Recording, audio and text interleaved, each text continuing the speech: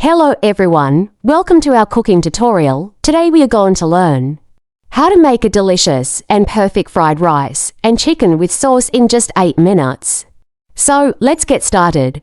Ingredients: 2 cups cooked white rice, 1 pound boneless, skinless chicken breasts, 1 tablespoon vegetable oil, 3 cloves garlic, minced, 1 tablespoon soy sauce, 1 tablespoon vegetable oil, 2 cups chopped broccoli to 1 cup cooked shrimp, -1/4 cup chopped green onions.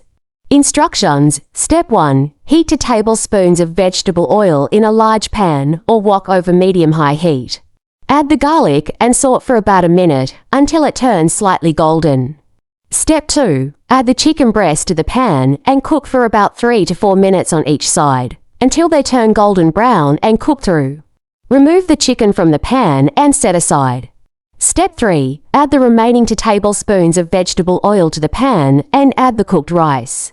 Stir-fry the rice for about 2 to 3 minutes until it turns slightly crispy. Step 4. Add the minced garlic to the pan and cook for another minute until fragrant. Then, add the cooked shrimp, broccoli, green onions, soy sauce, and cooked chicken back into the pan.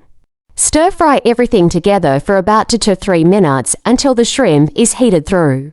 Step 5. Finally, add the cooked chicken and shrimp back into the pan over the rice. And stir everything together until the chicken is fully cooked and the sauce is thickened. And there you have it, a delicious and perfect 8-minute fried rice and chicken with sauce. Serve it over your favorite side dishes and enjoy your delicious meal. Don't forget to click the subscribe button, like and share this video.